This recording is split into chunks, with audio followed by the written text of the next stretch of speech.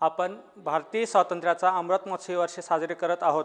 यासोबतच मराठवाडा मुक्ती संग्रामाचे 2022-23 हे अमृत महोत्सवी वर्ष आपण साजरे करत आहोत। मराठवाडा मुक्ती संग्रामाचा लढा आजच्या पिढीला कळावा म्हणून या अमृत महोत्सवी वर्षात जिल्हा प्रशासनामार्फत व्यापक उपक्रम आणि कार्यक्रमाचे आयोजन करण्यात येणार आहे।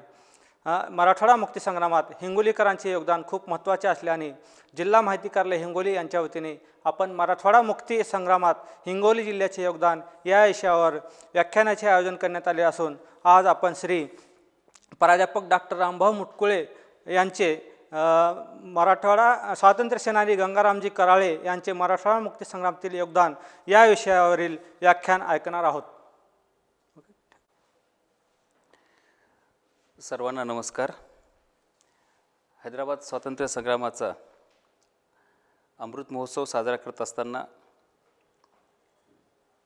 हैदराबाद स्वातंत्र्य संग्रामामध्ये मराठवाड्याचे योगदान आणि मराठवाड्याचे योगदान सांगत असताना त्यामध्ये मराठवाड्यातला एक प्रमुख जिल्हा म्हणून हिंगोली जिल्हा, त्या अनुषंगाने हिंगोली जिल्ह्यातील एक महत्त्वाचे स्वातंत्र्य सेनानी श्री गंगारामजी कराळे यांच्या अनुषंगाने मी आजच्या या ठिकाणी माझे मत व्यक्त करणार आहोत। खरं बघितलं तर 15 ऑगस्ट 1947ला भारत देश स्वतंत्र झाला। भारत देश स्वतंत्र झाला म्हणजे काय झालं नेमकं? इंग्रजांची जी सत्ता होती ती सत्ता संपुष्टात आली आणि युनियन जॅक खाली उतरून त्या ठिकाणी तिरंगा ध्वज फडकवला, असा एवढूसा त्याचा अर्थ मर्यादित नाही आहे। खरं बघितलं तर भारताचा स्वातंत्र्य संग्राम हा 5 टप्प्यामध्ये आहे। त्यातला हा चौथा महत्त्वाचा टप्पा म्हणजे हैदराबाद संस्थान हे 17 सप्टेंबर 1948 साली भारतामध्ये विलीन होणं हा एक महत्त्वाचा टप्पा होता आणि हा महत्त्वाचा टप्पा समजून घेण्यासाठीच या ठिकाणी आपल्याला पहिल्यांदा तो प्रयत्न करावा लागेल। कारण अनेक येणाऱ्या नव्या पिढीला अनेकांना हे सुद्धा माहीत नाही की हैदराबाद स्वातंत्र्य संग्राम, त्या संग्रामाचा उत्सव आपण जेव्हा साजरा करतो तो केव्हापासून साजरा करतो। म्हणजे आपल्याला कदाचित बऱ्याच लोकांना हे माहीतसुद्धा नाही की स्वातंत्र्याच्या 25 वर्षांनंतर म्हणजे 15 ऑगस्ट 1972 पर्यंत हा हैदराबादचा स्वातंत्र्य संग्राम आहे हे सुद्धा केंद्र सरकारनं मान्य केलेलं नव्हतं। ज्यावेळेस हैदराबाद संस्थानामधल्या सर्व महत्त्वाच्या नेत्यांची बैठक झाली आणि त्यांनी केंद्राला जेव्हा सुचवलं की जोपर्यंत तुम्ही आमच्या या लढ्याला स्वातंत्र्य संग्रामाचा एक भाग म्हणून मान्यता देणार नाही तोपर्यंत आम्ही 15 ऑगस्ट 1972मध्ये होणारा जो भारताचा स्वातंत्र्य संग्रामाचा जो उत्सव आहे, समारंभ आहे, तो साजरा करायचा की नाही या अनुषंगाने आम्ही वेगळा विचार करण्याच्या विचारात आहोत। तेव्हा कुठे दिल्ली सरकारनं, केंद्र सरकारनं, तेव्हाच्या पंतप्रधान इंदिरा गांधी यांनी निर्णय घेतला आणि 15 ऑगस्ट 1972ला या ठिकाणी त्यांनी या स्वातंत्र्य संग्रामाला हा एक मोठा स्वातंत्र्य संग्राम म्हणून, हैदराबादचा स्वातंत्र्य संग्राम म्हणून, तो एक भारताच्या स्वातंत्र्य संग्रामाचा भाग म्हणून त्याला मान्यता दिलेली आहे। नव्या पिढीसमोर जेव्हा आपण या विषयाची मांडणी करू त्या अनुषंगाने आपल्याला लक्षात घेतलं पाहिजे की हा 1972 साली याला मान्यता मिळाली, पण खऱ्या अर्थानं हैदराबादचा स्वातंत्र्य संग्राम किंवा मराठवाडा मुक्ती संग्राम हा मोठ्या प्रमाणात साजरा करण्यासाठी आपल्याला त्यानंतर 50 वर्ष वाट बघावी लागली। 17 सप्टेंबर 1998ला खऱ्या अर्थानं या ठिकाणी व्यापक स्वरूपामध्ये हैदराबादचा स्वातंत्र्य संग्राम किंवा मराठवाड्याचा मुक्ती संग्राम म्हणून आपण या ठिकाणी साजरी करण्याला सुरुवात झालेली आहे। त्या अनुषंगानं आपल्याला या ठिकाणी पहिल्यांदा हा विचार करावा लागेल। ज्या अनुषंगानं वेगवेगळ्या माध्यमातून हा उत्सव किंवा हा स्वातंत्र्य संग्राम एक उत्सवाच्या स्वरूपामध्ये आपण साजरा करतो, हा साजरा का करायचा? हैदराबादचा स्वातंत्र्य संग्राम साजरा करण्यामागची काही कारणं आपण शोधली पाहिजेत की का करायचा। कारण हैदराबाद स्वातंत्र्य संग्रामामध्ये त्यावेळेसचे जे 16 जिल्हे त्या ठिकाणी येत होते, म्हणजे तेलंगणा जे स्वतंत्र राज्य आज निर्माण झालेले, तेलंगणामधले 8 जिल्हे, मराठवाड्यामधले 5 जिल्हे आणि कर्नाटकातले 3 जिल्हे, असं 16 जिल्ह्यांचं मिळून बनलेलं हे हैदराबाद संस्थान। परंतु या हैदराबाद संस्थानामध्ये फक्त मराठवाड्यामध्ये मराठवाडा मुक्ती संग्राम किंवा हैदराबाद स्वातंत्र्य संग्राम हा साजरा केला जातो। तेलंगणामध्ये आजही हा दिवस साजरा केला जात नाही, हे पहिल्यांदा आपल्याला लक्षात आलं पाहिजेत। कारण त्याची पार्श्वभूमी वेगळी आहे। मग मराठवाड्यातच हा संग्राम का साजरा केला जातो एवढ्या मोठ्या स्वरूपामध्ये? कारण मराठवाडा हा इतर हैदराबाद संस्थानातल्या विभागापेक्षा हा जास्त जागृत आहे, हा जास्त त्या आपल्या अस्मितेला मानणारा आहे. कारण महाराष्ट्राच्या इतिहासामध्ये छत्रपती शिवाजी महाराज असतील, राजमाता जिजाऊ असतील, डॉक्टर बाबासाहेब आंबेडकर असतील, राजर्षी लोकराजा शाहू महाराज असतील, यांच्या प्रेरणेतून आपल्या लोकांमध्ये जी एक नवीन प्रेरणा निर्माण झालेली आहे, एक सुधारणेचं एक नवीन वारं व्हायला जी महाराष्ट्रामध्ये आणि मराठवाड्यामध्ये जी सुरुवात झालेली आहे, त्या माध्यमातून हा हैदराबादचा स्वातंत्र्य संग्राम, मराठवाडा मुक्ती संग्राम, आता याला हैदराबादचा स्वातंत्र्य संग्राम म्हणायचं की मराठवाडा मुक्ती संग्राम म्हणायचं, हा एक मोठा प्रश्न आहे. तो वादातीत प्रश्न आपण थोडासा बाजूला ठेवूयात. मराठवाडा ही संकल्पना जरी छोटी वाटत असली तरीसुद्धा याला हैदराबाद स्वातंत्र्य संग्राम म्हणणं जास्त उचित ठरेल असं अलीकडचे अनेक इतिहासकार म्हणताना आम्हाला दिसून येतात. जरी महाराष्ट्राचं जे प्राचीन केंद्रस्थान हा मराठवाडा होता, आपण थोडंसं जर मागे गेलो तर अगदी प्राचीन काळापासून सातवाहनाच्या कालखंडापासून ते निजामापर्यंत या संपूर्ण सत्ता केंद्रांचं केंद्रस्थान कोणता भाग असेल तर तो म्हणजे मराठवाडा. सातवाहनांची राजधानी मराठवाड्यातलं पैठण, त्यानंतर वाकाटकांची राजधानी मराठवाड्याला लागून, चालुक्याची राजधानी मराठवाड्याला लागून, त्यानंतर आलेले सगळे राजघराणे आणि यादवांची राजधानीसुद्धा आजचं देवगिरी, आणि त्यानंतर आलेली जी मुस्लिम सत्ता होती तुघलक घराणे, त्या मोहम्मद तुघलकाची राजधानीसुद्धा भारताची राजधानी एक वर्षभर मराठवाड्यात देवगिरी या ठिकाणी म्हणजे सध्याचं दौलताबाद या ठिकाणी आपल्याला पाहायला मिळते. या सर्वच दृष्टिकोनातून मराठवाडा हा इतर प्रांतापेक्षा, इतर विभागापेक्षा हा वेगळा असल्याचं आपल्याला दिसून येतं. म्हणजे मराठवाड्याचं जर आपण थोडंसं बारकाईनं आणखीन त्याचं जर फोड करून जर त्याचं आपण जर बघण्याचा प्रयत्न केला महाराठवाडा शब्दाचा अर्थ, तर महाराष्ट्र शब्दाचंच म्हणजे महाराष्ट्र या संस्कृत शब्दाचं अपभ्रंश रूप म्हणून मराठ या शब्दाकडे बघल्या जातं, आणि वाडा हे उपपद दक्षिण भारतामधल्या प्रांताला किंवा विभागाला वापरलं जात होतं. त्यातून हे मराठवाडा हा शब्द प्रचलित झालेला आहे. सर्वप्रथम 1870मध्ये टिपू सुलतानच्या कागदपत्रांमध्ये या मराठवाडा शब्दाचा पहिल्यांदा उल्लेख आपल्याला या ठिकाणी दिसून येतो. म्हणून मराठवाडा हा सगळ्याच दृष्टिकोनातून फार महत्त्वाचा आहे. महाराष्ट्रामध्ये जेवढे संत होऊन गेलेले आहेत त्यातल्या महत्त्वाचे सर्व संत हे मराठवाड्यातले संत आहेत, याचीही आपल्याला या ठिकाणी नोंद घ्यावी लागेल.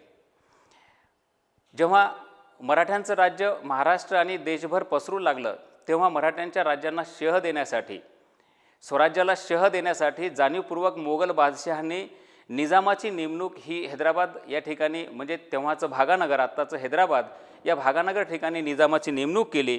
आणि नेमणूक केल्याच्या नंतर मोगल बादशहा जेव्हा निष्क्रिय होत गेले औरंगजेबाच्या मृत्यूनंतर, तेव्हा 1724ला जो पहिला निजाम आहे त्या निजामाने 1724ला हैदराबाद या ठिकाणी हैदराबाद राज्याची स्थापना केलेली आहे. आणि तेव्हापासून 1724 ते 1948 सलग 2.25 वर्ष या हैदराबादच्या संस्थानावर निजामाचं वर्चस्व अबाधितपणे राहिलेलं आहे.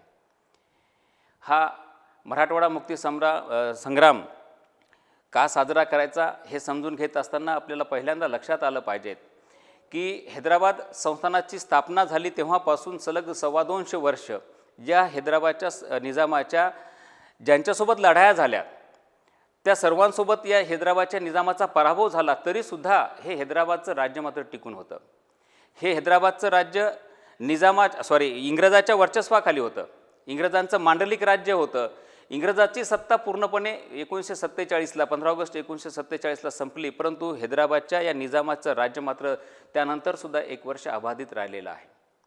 कारण या हैदराबादच्या निजामानं अशा वेगवेगळ्या पद्धतीतून, वेगवेगळ्या माध्यमातून स्वतःची सत्ता अबाधित कशा पद्धतीनं राहील अशा पद्धतीची एक पद्धत किंवा अशा पद्धतीच्या योजना, अशा पद्धतीचं नियोजन त्यांनी आपल्या संस्थानामध्ये या ठिकाणी केलेलं दिसून येतं.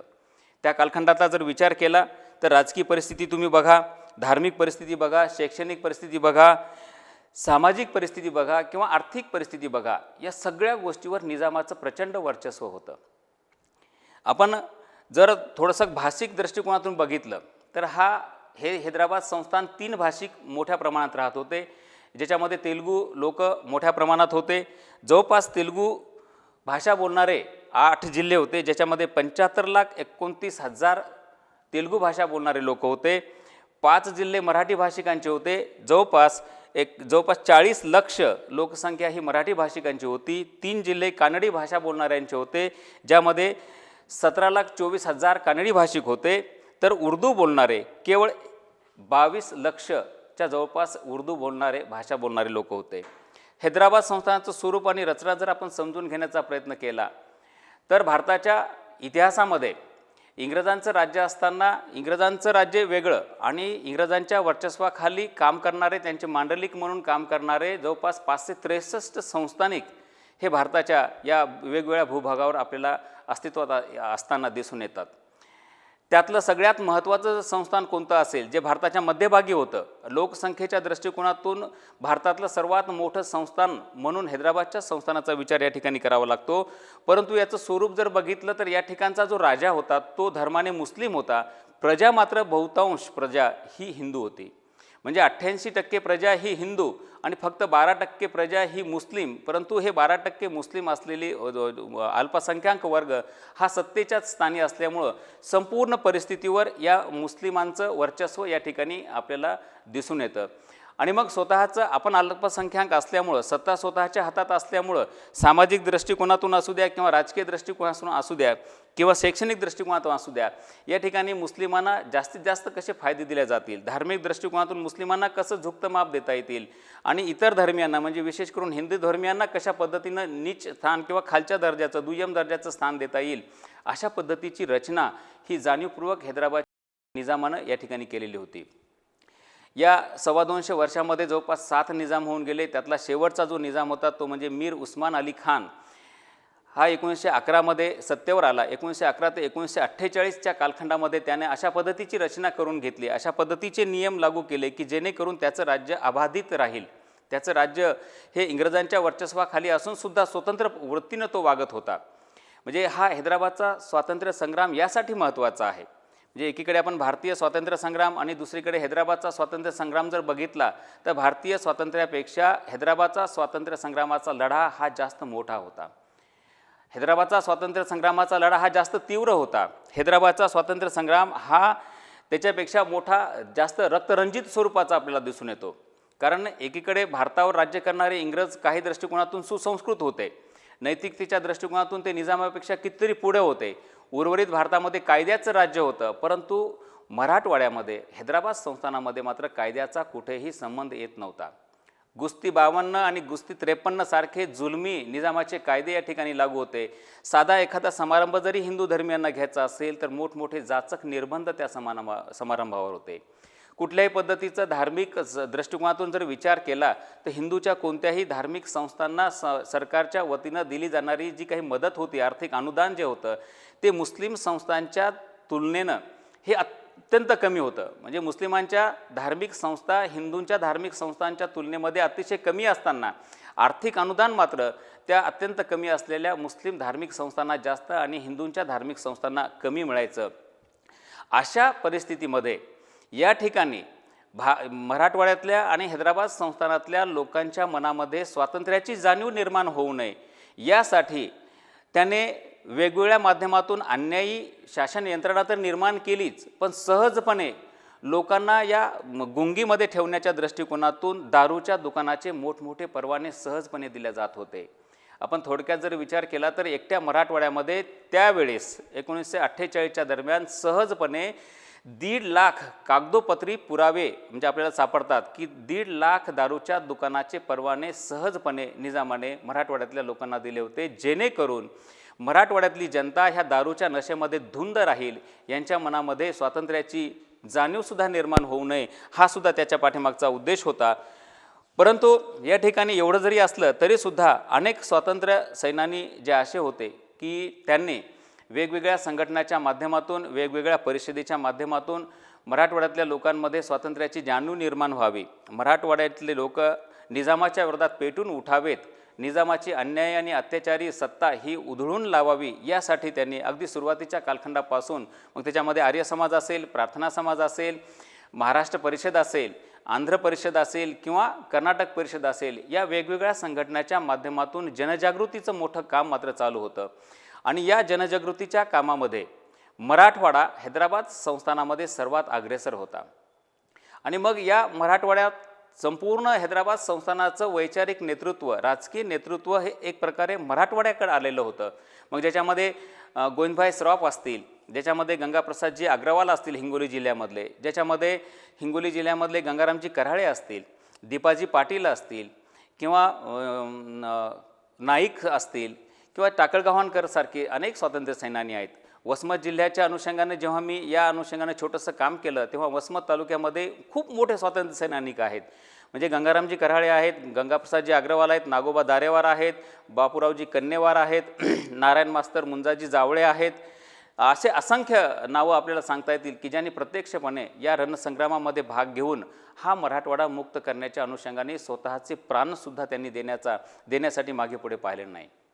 अशा या महत्त्वाच्या स्वातंत्र्य सेनानीपैकी एक महत्त्वाचे स्वातंत्र्य सेनानी म्हणजे गंगारामजी कराळे, ज्यांना मी स्वतः प्रत्यक्षात भेटलो, ज्यांची मी 2 ते 3 वेळेस मुलाखत घेतली, ज्यांच्यावर एक छोटीशी पुस्तिकासुद्धा मी लिहिलेली आहे. ते गंगारामजी कराळे 30 डिसेंबर 1930 हा त्यांचे जन्मदिवस आणि 1930ला ते जन्माला आले. जन्माला आल्याच्या नंतर एका वर्षाच्या आत त्यांचे वडील वारले आणि त्यांच्या आईने त्यांचा लहानपणापासून सांभाळ केला आणि जेव्हा ते 13-14 वर्षाचे असतानाच या हैदराबाद स्वातंत्र्य संग्रामाकडे आपोआप ते ओढल्या गेलेले आहेत. त्याची कारणं वेगळे आहेत. आपल्याकडे वेळ कमी असल्यामुळे त्या बाकीच्या जास्त खोलवर गोष्टीमध्ये मी जाणार नाही. परंतु वयाच्या 15व्या वर्षी त्यांचं लग्न झालं आणि लग्न झाल्या की दुसऱ्या वर्षामध्ये जेव्हा रजाकारांचे अत्याचार मोठ्या प्रमाणात वाढू लागले, वयाच्या 15व्या वर्षी लग्न झालं आणि दुसऱ्याच वर्षामध्ये त्याने कौटुंबिक जीवनाकडे दुर्लक्ष करून देशसेवा त्यांना महत्त्वाची वाटली आणि ते मराठवाडा मुक्ती संग्रामाकडे वळल्या गेलेले आहेत. सुरुवातीला त्यांनी या चळवळीच्या माध्यमातून काँग्रेस सेवा दलाच्या माध्यमातून त्याने या स्वातंत्र्य संग्रामामध्ये उडी घेतली आणि तेव्हापासून ते सक्रियपणे या हैदराबाद स्वातंत्र्य संग्रामामध्ये ओढल्या गेलेले आहेत. सुरुवातीला त्यांना या क्रांतिकारकांविषयी प्रचंड आकर्षण होतं आणि या क्रांतिकारकांचं कार्य बघून त्यांच्यामध्ये एक नवीन स्फूर्ती निर्माण झाली आणि ते या हैदराबाद स्वातंत्र्य संग्रामामध्ये ओढल्या गेलेले आहेत. ते जेव्हा बोलत होते तेव्हा असं सांगत होते की या दरम्यानच्या कालखंडामध्ये जेव्हा भारत देश 15 ऑगस्ट 1947ला स्वतंत्र झाला, त्याच दिवशी त्याच्या दुसऱ्या दिवशी 16 ऑगस्टला हैदराबादच्या निजामानं पंडित नेहरू तेव्हा भारताचे पहिले पंतप्रधान म्हणून झाले, पंडित नेहरूंना दुसऱ्या दिवशी फोन केला आणि त्यांना शुभेच्छा दिल्या आणि शुभेच्छा दिल्यानंतर आमच्या राष्ट्राचे आणि तुमच्या राष्ट्राचे चांगले संबंध राहावेत अशा पद्धतीची सुद्धा त्यांनी त्यांच्याकडून अपेक्षा व्यक्त केली. म्हणजे त्याच दिवशी त्यांनी जाहीर केलं की हैदराबाद संस्थान हे स्वतंत्र राहणार आहे. भारत देश जसा स्वतंत्र झाला तसा हैदराबाद संस्थान स्वतंत्र राहणार आहे आणि त्या दिवशीपासून निजाम सरकारच्या वतीनं आणि निजाम सरकारच्या वतीनं ज्या काही 2-3 मुस्लिम संघटना होत्या, खरं पाहिलं तर रजाकार संघटनेचा अर्थ मुळात खूप चांगला होता, पण त्या मूळ अर्थाप्रमाणे हे रजाकारी लोक राहिले नाहीत. धुळीत पडलेल्या लोकाला वर उचलणारा स्वयंसेवक म्हणजे रजाकार असा त्याचा मूळ अर्थ होतो. परंतु त्या मूळ अर्थाप्रमाणे कोणतंही काम न करता या रजाकारांनी प्रचंडपणे अन्याय आणि अत्याचार करण्याचा प्रयत्न या मराठवाड्यातल्या जनतेवर केलेला आहे. अशा वेळेस गंगारामजी कराळे या स्वातंत्र्य संग्रामामध्ये ओढल्या गेले आणि त्यांच्या माध्यमातून त्यांनी या माध्यमातून आपलं काम करण्याचा त्यांनी प्रयत्न केलेला आहे. जेव्हा हा स्वातंत्र्य संग्राम उग्ररूप धारण करू लागला, म्हणजे एकीकडे जंगल सत्याग्रह सुरू झालेला आहे, सशस्त्र क्रांतिकारकांचं आंदोलन सुरू झालेलं आहे. या जंगल सत्याग्रहामध्ये सुद्धा स्वातंत्र्य सैनानी गंगारामजी कराळे यांनी म्हणजे मोठा सक्रिय सहभाग नोंदवलेला आहे. स्वतः ज्यावेळेस जंगल सत्याग्रह वसमतच्या परिसरामध्ये मोठ्या प्रमाणात झाला होता, हा जंगल सत्याग्रह म्हणजे काय तर जंगलामध्ये असलेले सिंधीचे, ताडाचे आणि मोहाचे जे झाडं होते, ज्या झाडापासून निजाम सरकारला अबकारी कर मोठ्या प्रमाणात मिळत होता, ज्या सिंधीच्या झाडापासून दारू काढल्या जायची, ताडाच्या झाडापासून दारू काढल्या जायची, मोहाच्या झाडापासून दारू काढल्या जायची, ही सगळी झाडं तोडून टाकणे आणि निजाम सरकारचं उत्पन्न एक प्रकारचं कमी करणे आणि एक प्रकारचं हे जंगल सत्याग्रह करणे असं या स्वातंत्र्य सैनिकांचं जे धोरण होतं, त्यानुसार वसमतच्या परिसरातले म्हणजे वापटी असेल, पांगराशिंदे असेल, गिरगाव असतील, कुरुंदा असेल, या भागामध्ये जो डोंगराळ भाग आहे त्यामध्ये सिंधीचे झाडं मोठ्या प्रमाणात होते. असे हजारो झाडं त्या कालखंडामध्ये गंगारामजी कराळे आणि त्यांच्या सहकार्याच्या मदतीने त्यांनी तोडले. आणि या जंगल सत्याग्रहामध्ये जेव्हा धरपकड सुरू झाली तेव्हा भूमिगत राहून म्हणजे निजाम सरकारला न दिसता न कळू देता जंगलामध्ये जाऊन भूमिगत राहून त्यांनी या पद्धतीचा हा जंगल सत्याग्रह त्याने यशस्वी करण्याचा अतिशय महत्त्वाचा प्रयत्न केलेला आहे. मग या जंगल सत्याग्रहामध्ये गंगाप्रसादजी अग्रवाल असतील, हुतात्मा बहिर्जी शिंदे असतील, यांचं योगदान पण खूप मोठ्या पद्धतीचं आहे. स्वतः गंगाप्रसादजी आणि गंगारामजी कराळे हे दोन्हीही शिक्षित असल्यामुळे त्यांनी महाराष्ट्र परिषदेच्या माध्यमातून सुद्धा खूप मोठं जनजागृतीचं काम करण्याचा प्रयत्न केलेला आहे, ज्याच्यामध्ये गंगारामजींनी स्वतः पुढाकार घेऊन वसमत शाखेच्या वतीने 1945-46ला महाराष्ट्र परिषदेचं अतिशय महत्त्वाचं अधिवेशन वसमतला त्यांनी घेतलं आणि वसमतच्या परिसरातल्या लोकांच्या मनामध्ये स्वातंत्र्याची भावना जागृत करण्याचं, निर्माण करण्याचं अतिशय महत्त्वाचं काम केलेलं आहे. मराठवाडा मुक्तीसंग्रामाचा अतिशय महत्त्वाचा दुसरा जो महत्त्वाचा टप्पा आहे तो म्हणजे झेंडा सत्याग्रह.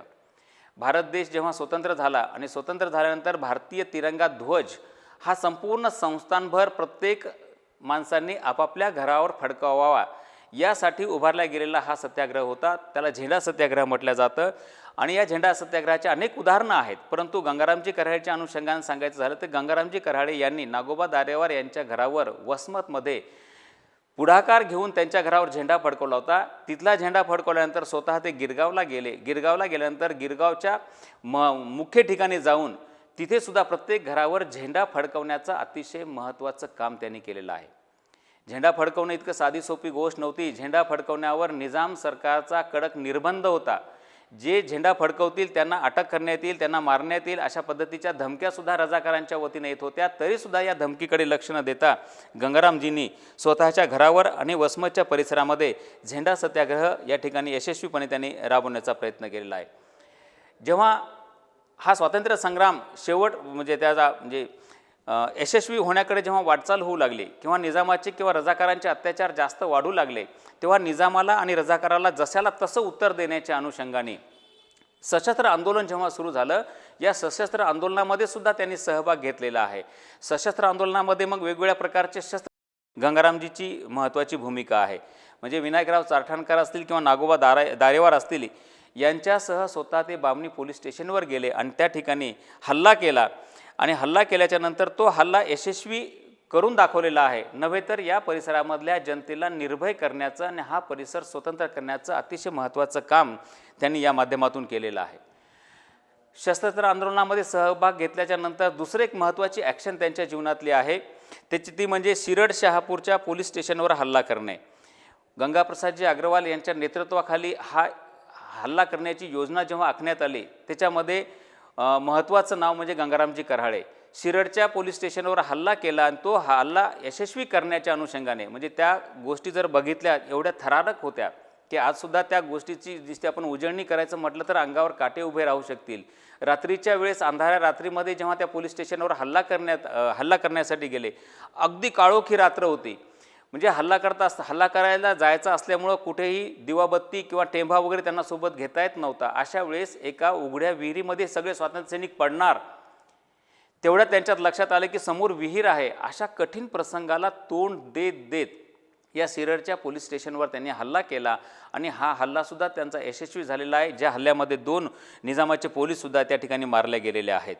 त्यानंतर दुसरा महत्त्वाचा प्रसंग येतो तो म्हणजे हिंगोली जिल्ह्यामधला जो अतिशय प्रसिद्ध असलेला जो आजेगावचा लढा आहे, त्या आजेगावच्या लढ्यामध्ये सुद्धा गंगारामजी कराळे यांचा महत्त्वाचा सहभाग होता.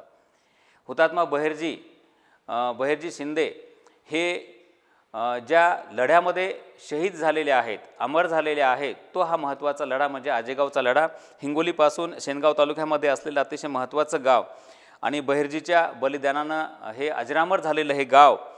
खरं पाहिलं तर व्याड कॅम्पवरून म्हणजे मराठवाड्याच्या सरहद्दीवर असलेल्या वेगवेगळ्या गावामध्ये वेगवेगळे कॅम्प होते, लष्करी कॅम्प होते. म्हणजे वसमतचा लष्करी कॅम्प दगड धानोऱ्याला, तसाच एक लष्करी कॅम्प व्याड या ठिकाणी. या लष्करी कॅम्पवरून सगळे स्वातंत्र्य सैनिक आजेगावला आले. आजेगावला आल्यानंतर हा लढा जवळपास 4 ते 5 तास कंटिन्यू चालला.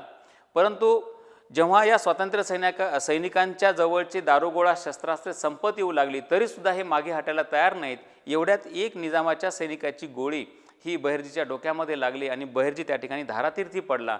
तरीसुद्धा निजाम सैनिक किंवा रजाकारी केंद्र एक मोठं आजेगाव होतं, त्या रजाकारांना वाटू नये की ह्या स्वातंत्र्य सैनिकांजवळचं जे शस्त्र असतील किंवा दारुगोळा असेल संपलेलं आहे आणि त्या तशा पडलेल्या अवस्थेमध्ये म्हणजे लायनिंग पोझिशनमध्ये झोपलेल्या अवस्थेमध्ये हा लढा चालू होता. आणि तसं सरपटत यांनी माघार घ्यायला सुरुवात केली, कारण बहिर्जीला गोळी लागल्यानंतर बहिर्जी हा अतिशय गंभीर जखमी झाला होता आणि जखमी झालेल्या बहिर्जींना स्वतःच्या खांद्यावर घेऊन, कारण तेव्हा गंगारामजी अगदी तरुण होते, 16 वर्षाचे तेव्हा त्यांचं 16-17 वर्ष त्यांचं वय होतं, त्यांना खांद्यावर घेऊन तिथून उपचारासाठी ते वाशिमकडे निघाले, परंतु रस्त्यामध्येच बहिर्जीचं प्राण त्या ठिकाणी गेलेले आपल्याला दिसून येतात. म्हणून या ठिकाणी गंगारामजी कराळेंचं योगदान या माध्यमातून खूप मोठं आहे. खरं बघितलं तर ज्यावेळेस 13 सप्टेंबर 1948ला पोलीस कारवाई झाली आणि 17 सप्टेंबर 1948ला म्हणजे 4 दिवसानंतर 109 तासानंतर ही पोलीस कारवाई जेव्हा यशस्वी होते, या दरम्यानच्या कालखंडामध्ये जातीय दंगली वाढू नयेत, विनाकारण ज्या मुस्लिमांचा या स्वातंत्र्य संग्रामाशी किंवा या लढ्याशी काही संबंध नाही, जे निजामाच्या बाजूने नाहीत, अशा मुस्लिमांना सुद्धा संरक्षण देण्याचं अतिशय महत्त्वाचं काम गंगारामजी कराळेंनी केलेलं आहे. गंगारामजी कराळेंनी मराठवाड्याला किंवा हैदराबाद स्वातंत्र्य संग्राम यशस्वी झाल्यानंतर म्हणजे 17 सप्टेंबर 1948 साली निजामाने जेव्हा आकाशवाणीवरून घोषणा केली आणि शरणागती पत्करली आणि आपण माघार घेतोय आणि आपण भारतीय संघराज्यामध्ये सामील होतोय, ही घोषणा जाहीर केल्याच्या नंतर सुद्धा गंगारामजी कराळे शांत बसलेले नाहीत.